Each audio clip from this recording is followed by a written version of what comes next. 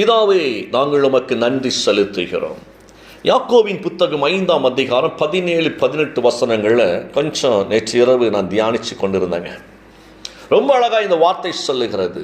என்ன அப்படின்னா, எலியா என்கின்ற ஒரு மனுஷன் நம்மை போல் பாடுள்ள மனுஷனாய் இருந்தும் மழை பெய்யாதபடிக்கு கருத்தாய் ஜெபம் பண்ணினார். அப்பொழுது 3 வருஷமும் 6 மாதமும் பூமியின் மேல் மழை பெய்யவில்லை என்று சொல்லி பார்க்கிறார். மறுபடியும் அவர் கருத்தாய் ஜெபம் பண்ணினார். அப்பொழுது வானம் மழையை பொழிந்தது, பூமி தன் பலனை தந்தது என்று சொல்லி பார்க்க முடிகிறது. எலியா நம்மை போன்ற எளிமையான மனிதர் தான். அவர் மழை பெய்யக்கூடாது என்று உருக்கமாய் இறைவனிடம் வேண்டினார். 3 ஆண்டு 6 மாதம் மழை இல்லாது போயிற்று. மீண்டும் அவர் இறைவனிடம் வேண்டினார். வானம் பொழிந்தது, நிலம் விளைந்தது என்று சொல்லி பார்க்கிறேன். எனக்கு அருமையான தேவ பிள்ளைகளே, இந்த நிகழ்ச்சி நம்ம அறிந்திருந்தாலும் கூட ஒரு விசேஷித்த சத்தியத்தை இதுக்குள்ளிருந்து கொஞ்சம் நம்ம தியானிக்க போகிறோம். என்ன அப்படின்னா, எலியாவை குறித்து வேதம் நமக்கு காண்பித்துக் கொடுக்கிற ஒரு காரியம். யாக்கோபு ரொம்ப அழகா இந்த வார்த்தையை அவர் பதிவு செய்கிறார். என்ன அப்படின்னா, எலியா ஒரு பெரிய தீர்க்கதரிசி தான், கர்த்தருடைய ஊழியக்காரர் தான், கர்த்தரால் அழைப்பு பெற்ற ஒரு மனுஷனாக இருந்தாலும் அவர் ஒரு பாடுள்ளவராக, எளிமையானவராக அவருடைய வாழ்க்கை இருந்ததை பார்க்க முடிகிறது. நம்மை போல் அவர் சாதாரண ஒரு மனிதன். புரிந்து கொள்ளுங்க, நம்மை போல் என்கிற வார்த்தை சொல்லப்பட்டு இருக்கிறது. நம்மை போலவே அவர் சாதாரண ஒரு மனிதனாகத்தான் இருந்தார். மாம்சத்தில் இருந்த ஒரு மனிதன் தான், பிரச்சனைகளை சந்தித்த ஒரு மனிதன் தான், பாடுகளை சந்தித்த ஒரு மனிதன் தான். நல்ல கவனிங்க, அவருக்குள்ளும் மரண பயம் வந்ததை பார்க்க முடிகிறது. அவருக்குள்ளும் பாருங்கள், அவிசுவாசம் உள்ளே நுழைவதை பார்க்க முடிகிறது. பலவிதமான போராட்டத்தை சந்தித்த எலியாவினுடைய வாழ்க்கையில எலியாவினுடைய ஜெயத்திற்கு முக்கிய காரணம் என்னவென்று ஆராய்ந்து பார்க்கின்ற பொழுது எலியாவின் ஜெபம். நல்ல கவனித்துக் கொள்ளுங்க வார்த்தையை. சூழ்நிலைகள் எதிராக இருந்த பொழுது ஜெபத்திலே அவர் தரித்திருப்பதை பார்க்க முடிகிறது. எத்தனையோ போராட்டங்கள் எதிராக இருந்த பொழுதும் எலியா ஜெபிப்பதில்லை, அவர் தவறு செய்யவில்லை. கர்த்தரை நோக்கி கூப்பிடுவதில் அக்கறை உள்ளவராய் இருந்தார். நீங்க நல்ல கவனிங்க, நம்ம பிரச்சனை என்ன அப்படின்னா, கொஞ்சம் சோர்ந்து போயிட்டோம்னா ஜெபிக்க முடியல, மனம் தளர்கிற பொழுது ஜெபிக்க முடியல, குடும்பத்தை சின்ன சண்டை வருகிற பொழுது ஜெபிக்க முடியல, போராட்டம் வருகிற பொழுது ஜெபிக்க முடியல. முதல் ஸ்ட்ரைக்கு ஜெபத்துக்கு தான் வைக்கிறோம். நம்ம முதல் ஸ்ட்ரைக்கு ஜெபத்துக்கு தான் வைக்கிறோம். சத்துரு எவ்வளவு அழகாய் நம்மளை காய நகர்த்துறான்னு நீங்க பார்க்கணும். அந்த விஷயத்துல ஜெபிக்க கூடாதபடிக்கு, குடும்ப ஜெபம் ஜெபிக்க கூடாதபடிக்கு சின்ன ஒரு பூசல் வந்தவுடனே முதல் தடை குடும்ப ஜெபம் தான். எண்ணத்தை போட்டு ஜெபிக்க நாளைக்கு பார்த்து கொள்ளலாம், எண்ணத்தை போட்டு பைபிள் வாசிக்க நாளைக்கு பார்த்து கொள்ளலாம். உடனே என்னன்னு கேட்டா, எங்களுக்கு 1000 பிரச்சனை வருது, எவ்வளவோ சூழ்நிலை எதிராக இருக்க, ஜெபிக்க முடியலையே ஐயா, கண்ணீரோடு இருக்கிற ஜெபிக்க முடியலையே. கண்ணீரோடு இருந்தாதான் கருத்தாய் ஜெபிக்க முடியும். நல்ல கவனிங்க இந்த வார்த்தையை. எளிய கருத்தாய் ஜெபிக்கிறதை பார்க்க முடிகிறது.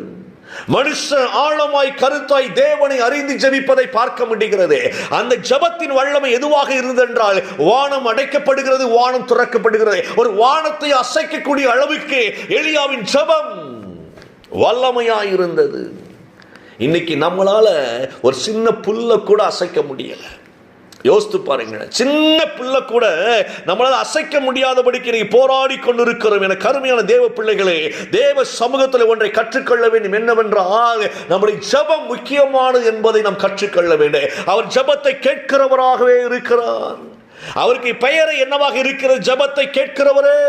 எவ்வளவு பெரிய வார்த்தை பாருங்களேன். நம்ம நினைக்கிறோம் என் ஜெபம் கேட்கப்படவில்லை, ஆண்டவருக்கு காதில்லையோ என்று நினைத்துக் கொண்டிருக்கிறோம். இல்லை இல்லை இல்லை இல்லை.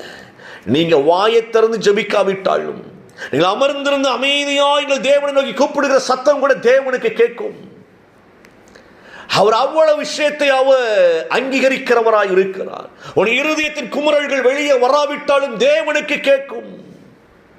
நம்ம செய்ய வேண்டியது ஒன்னே ஒண்ணுதான், விசுவாசத்தோடு கூட ஜெபத்திலே தரித்திருப்பது. ஜெபத்தை மறுதலித்து விடக்கூடாது. நம்ம 1000 பிரசங்கம் கேட்கலாம், துதி ஆராதனைக்குள் நம்ம கடந்து வரலாம், எத்தனையோ விதம் நல்ல நல்ல விஷயங்களை கேட்டுக்கொண்டிருக்கிற, ஆனால் நீங்கள் நானும் தனித்து தேவனோடு உறவாடுகிற உறவை விட்டுவிடக் கூடாதபடிக்கு நாம் எச்சரிக்கையாக இருக்க வேண்டும். தேவனோடு உறவாடுகிற உறவு ரொம்ப ரொம்ப முக்கியமானதாக இருக்கிறது. எனது வானத்தை அசைக்கக்கூடிய வல்லமை நம்மிடத்தில் ஜெபத்தில் காணப்படுகிறதா இருக்கிறது. நல்ல கவனி இந்த வார்த்தையை. வானமே அசைக்கக்கூடிய வல்லமை நம்முடைய ஜெபத்திலே இருக்கிறதுங்க. அப்ப எவ்வளவு பெரிய ஆசீர்வாதத்தை கர்த்தர் நம்மிடத்தில் வைத்திருக்கிறார். அதனால தான் சீசர்களை பார்த்து ஆண்டவர் சொன்னார், பேதுருவை பார்த்து ஆண்டவர் சொன்னார், நீ பூமியிலே கட்டுவது பரலோகத்திலே கட்டப்படும், பூமியிலே கட்டவிழ்ப்பது பரலோகத்திலே கட்டவிழ்க்கப்படும். அதுக்கு அர்த்தம் என்ன? பரலோகத்தை உன்னால் அசைக்க முடியும், பரலோகமே உனக்கு இறங்கி வரும் என்று ஆண்டவர் கற்றுக் கொடுத்தார். உன் ஜபத்திற்கு பரலோகம் அப்படியே இறங்கி வரும். சூப்பர்லாங்க. நமக்கு ஜபம்னால என்னது தெரியல. முதல்ல போராடி கொண்டிருக்கிறோம். நம்ம கடினமான உலகத்தில் ஜெயிக்க முடியாதபடிக்கு போராடி கொண்டிருக்கிறோம். விசேஷித்த காரியத்தை உங்களோடு பேசிக் கொண்டிருக்கிறேன். தேவனோடு வைத்திருக்கிற உறவை அதிகரித்துக் கொள்ளுங்கள். ஆண்டவரோடு பேசுவதுதான் ஜெபம்.